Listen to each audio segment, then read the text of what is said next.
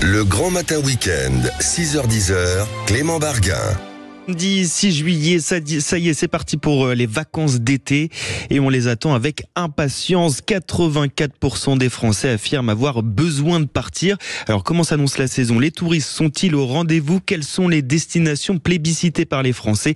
On va en parler avec plusieurs invités. Je suis ravi d'accueillir notre premier invité, Dominique Gobert. Bonjour Dominique. Bonjour. Bonjour à tous. Vous êtes éditorialiste, auteur de la newsletter de B-Travel News. Alors, premier week-end de grand départ, les vacances d'été sont lancées.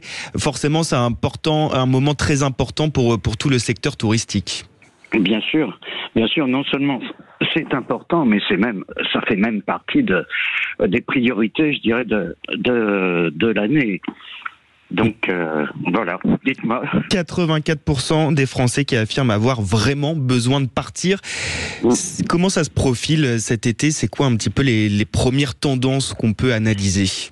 Alors, les premières tendances. D'abord, il y a 70% quand même de Français qui, non seulement veulent partir, mais ont décidé de partir. Bon, je dirais il reste encore 30% de gens qui ne partiront pas cet été.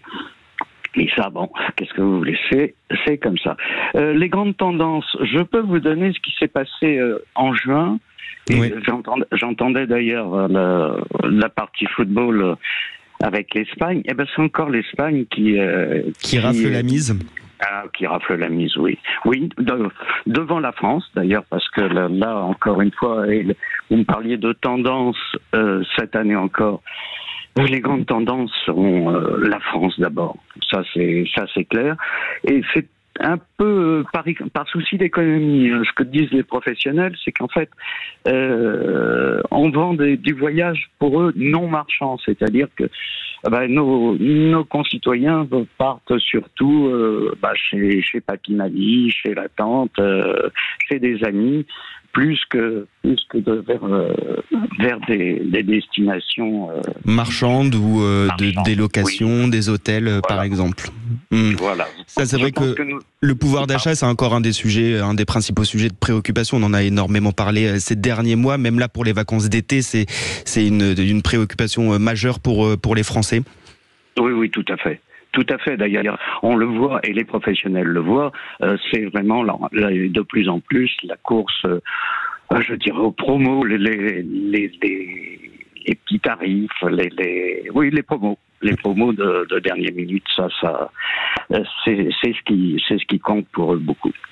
Parmi les destinations préférées, en tout cas les lieux de vacances préférés des Français, il y a bien évidemment le camping, le plein air, et on va en parler tout de suite avec David Charles, qui est propriétaire du camping Les Lacs du Courtès.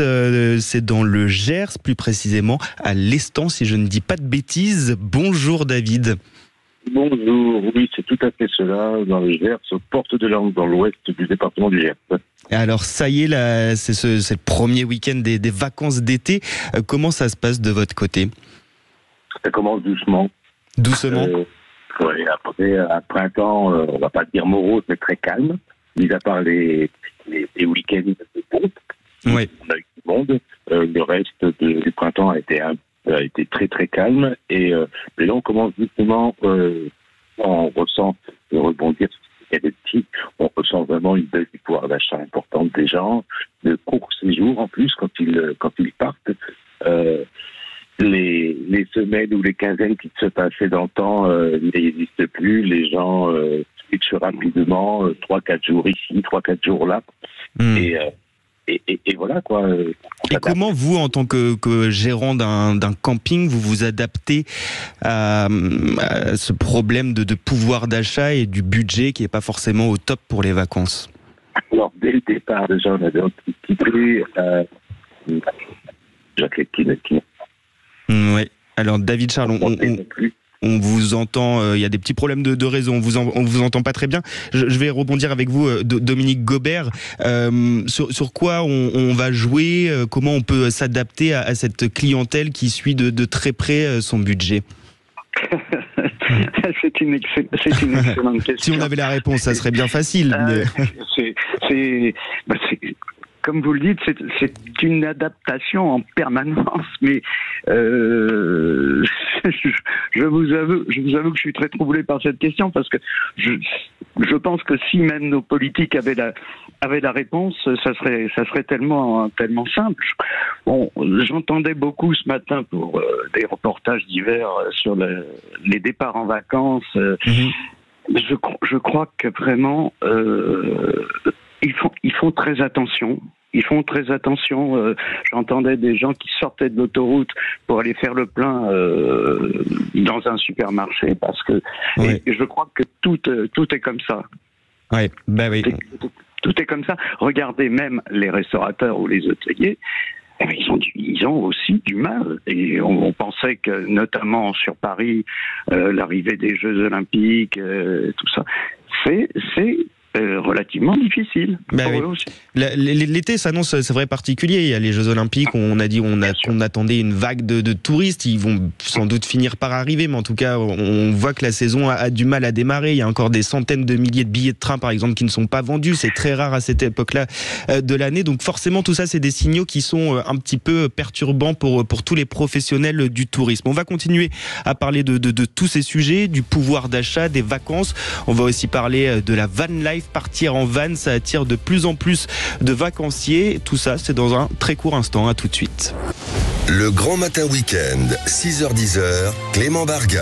Premier week-end de grand départ en vacances et forcément le pouvoir d'achat reste au cœur des préoccupations des Français, des vacanciers. On en parle notamment avec Didier Arinaud. Bonjour Didier. Bonjour. Vous êtes directeur général de ProTourisme. Alors forcément, quand on parle vacances, on pense tout de suite budget et le budget est un peu plus serré cette année. Effectivement, le budget pour ceux qui partent en vacances en France est en diminution. Il est à 1725 €. C'est une diminution de 7% par rapport à l'an dernier. Ça représente à peu près 130 €, c'est ça ?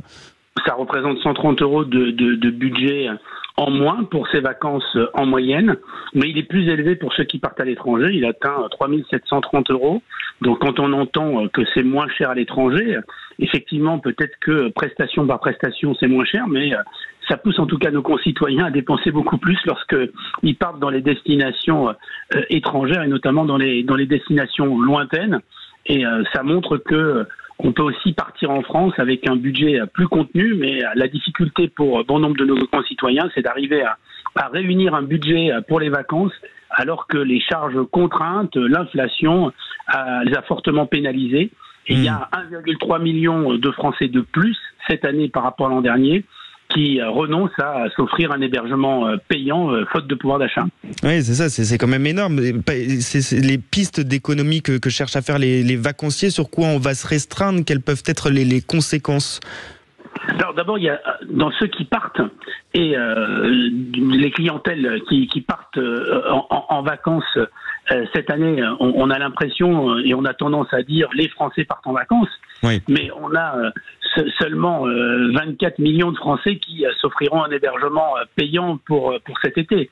Donc, sachant qu'on est 67 millions de Français. C'est ce que disait Dominique Gobert tout à l'heure, qu'on va du coup privilégier la famille, les amis pour dépenser le moins possible, notamment sur l'hébergement. Il y a 11 millions de personnes qui vont aller dans un hébergement gratuit, dans la résidence secondaire, chez les parents, chez les amis, chez les copains. Donc on peut dire que après les vacances, quoi qu'il en coûte post-Covid, on est plutôt dans les vacances de la débrouille, avec bon nombre de vos auditeurs d'ailleurs qui n'ont toujours pas réservé leurs vacances d'été et qui recherchent le bon produit au bon prix à la bonne période. Et cette année, heureusement, il y a plus de promotions que les autres années. Et puis il y a aussi une méconnaissance parfois des destinations qui peuvent permettre de passer un superbe séjour à des prix tout à fait attractifs. C'est ça, parmi les destinations à privilégier. Quand on a un petit budget, qu'on veut partir en France, est-ce qu'il y a des endroits où c'est moins cher, où on peut mieux s'en sortir avec un petit budget ? Oui, il y a de formidables destinations. Je pense à une destination absolument fantastique qui est le territoire des Corbières, avec ses vignobles de Corbières absolument fabuleux pour faire de l'onotourisme, mais aussi des activités de pleine nature, un patrimoine assez exceptionnel, autour des châteaux Cathars. À proximité d'ailleurs, il y a Carcassonne. Il y a la possibilité aussi de faire mer, campagne et moyenne montagne. Donc ça, c'est une formidable destination. En Normandie, il y a Bagnoles de l'Orne et Domfront. Formidable destination, un véritable havre de paix dans lesquels on a du bien-être, de la remise en forme, des activités de pleine nature, de la randonnée, de la forêt, des activités aussi et des animations tout au long de la saison d'été. Il y a les Hauts-de-Vosges, c'est une formidable destination de pleine nature, les Hauts-de-Vosges, une destination verte, une destination de randonnée, une destination... On respire dans les Hauts-de-Vosges. On respire dans les Hauts-de-Vosges, on peut même aller un petit peu plus loin, une destination, si on va dans le Ballon des Vosges, en ce moment, le territoire de Belfort, les Eurockéennes, avec un formidable patrimoine et des activités de la nature. Et puis, si on va plus au sud, on peut aller en Provence-Occitane. La Provence-Occitane, c'est vraiment une merveilleuse destination avec parmi les plus beaux villages de France, avec ce terroir, avec ses marchés, avec cette gastronomie, avec son offre d'hébergement, avec un très bon rapport qualité-prix. Et puis, plus globalement, si on veut pouvoir partir dans des formules intéressantes, on peut aussi aller dans les villages de vacances, notamment ceux issus du tourisme social et associatif, qui proposent un excellent rapport qualité-prix, comme ceux de Cap-France, par exemple. Et on peut partir aussi au camping des lacs du Courtès, le camping de David Charles, ça se situe à Estan, dans le Gers. On en profite pour faire un petit peu de publicité au passage. On peut aussi choisir d'ailleurs, en plus qu'on parle de camping, il y a aussi une très forte évolution de l'hôtellerie de plein air, avec des formules extrêmement originales. Je pense notamment, au domaine de Champé, justement, dans les Hauts-de-Vosges, où on est véritablement dans un camping extrêmement cosy, qui valorise la restauration. Il y a un endroit formidable aussi qui s'appelle les Sablons, un camping Sunelia, où il y a de la permaculture, il y a un apprentissage pour les enfants à ce qu'est la production agricole. C'est un endroit absolument merveilleux en plus, en bord de mer. Donc vous voyez, on a vraiment pléthore d'offres dans notre pays. Et donc pour ceux qui n'ont pas encore réservé, on peut aller aussi en baie de Quiberon, Carnac-Baie-de-Quiberon, formidable destination, un endroit absolument merveilleux. Donc, vous voyez, pour nos concitoyens, quel que soit l'endroit où ils habitent, ils peuvent partir pas très loin et en vivant une formidable expérience de vacances sans payer trop cher. C'est ça. Et en plus, les activités de pleine nature, elles sont en vogue, notamment depuis la fin du Covid. Et il y a un mode de vacances qui séduit de plus en plus. C'est ce qu'on appelle la van life. Louer un van pour les vacances, louer un van aménagé. Ça connaît un succès grandissant. Et d'ailleurs, à ce sujet, on accueille sur Sud Radio Lise Sauzet. Bonjour Lise. Bonjour, merci pour l'invitation. Vous êtes responsable marketing chez Road Surfer. Road Surfer, c'est le leader européen de la location des vannes aménagées, des fourgons aménagés. Là aussi, on parlait beaucoup d'activités de pleine nature. Les vannes, c'est dans l'air du temps aujourd'hui. Les Français ont envie de ce mode de déplacement pour leurs vacances. Effectivement, oui. Depuis le Covid, c'est vrai que c'est un mode de voyage qui a connu une très très forte popularité. Les gens avaient envie de se retrouver à nouveau proche de la nature, retrouver un peu ce sentiment aussi d'indépendance, de liberté. Et je pense que c'est totalement adapté de voyager en van si c'est ce qu'on recherche. Et c'est une solution aussi, vous parlez beaucoup de pouvoir d'achat, c'est une solution qui reste quand même accessible. Nous on a des tarifs à partir de 65 € par nuit pour 4 personnes. Ça inclut un véhicule qui est tout équipé, donc aussi on peut réduire les dépenses, notamment on n'a pas forcément besoin de se rendre au restaurant, mais cuisiner avec des produits locaux, que ce soit à l'intérieur du van ou en extérieur avec des réchauds de camping. Il y a plein de solutions qui se prêtent à ce mode de voyage. Une croissance de plus 50% par an depuis le Covid. Là, on sent qu'il y a un vrai engouement. Exactement, oui. Road Surfer a connu une très forte expansion, création en 2016, donc seulement 8 ans, et présent dans plus de 16 pays, 70 agences, et une très grosse flotte de véhicules. Donc oui, effectivement, la demande est très conséquente pour ce genre de voyage.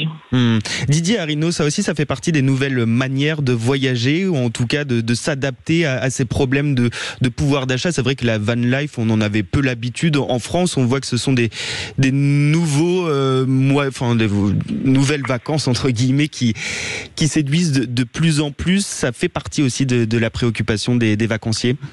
Oui, il y a le désir d'expérience. Le vacancier, il a envie de vivre de nouvelles expériences. Et on sait très bien, lorsqu'on a des enfants, qu'ils adorent l'idée de pouvoir partir avec un van, de dormir en pleine nature, de changer de lieu chaque jour, d'avoir cette sensation d'être véritablement en lien avec son environnement, avec son espace, avec la nature. D'ailleurs, on le voit aussi dans les parcs animaliers où il y a des hébergements touristiques. Et ce qui intéresse les gens, c'est justement ce côté immersif au milieu des animaux. Donc il y a cette dimension qui est une dimension d'expérience. Ce que demande le vacancier, c'est de revenir avec des souvenirs à partager, des souvenirs qui vont lui permettre de mieux vivre le reste de l'année, tout simplement en se remémorant ces bons moments. Et cette dimension d'expérience, c'est ce que les acteurs du tourisme doivent avoir en tête. Quelle expérience je propose à mes visiteurs pour qu'ils s'en souviennent et qu'ils aient envie de revenir. Alors il y a les expériences touristiques, il y a les expériences de loisirs et notamment de partage. On voit aussi le succès des vacances autour des festivals. Ouais. Il y a tous ceux qui organisent on en parle tous les matins sur Sud Radio, notamment le week-end à la découverte des festivals. Un grand merci à tous les quatre d'avoir été nos invités. Dominique Gobert, éditorialiste, auteur de la newsletter de B-Travel News. Didier Arinaud, directeur général de Pro Tourisme. David Charles, propriétaire du camping Les Lacs du Courtès, c'est à Istan dans le Gers. Et merci Lise Sauzet, responsable marketing chez Road Surfer.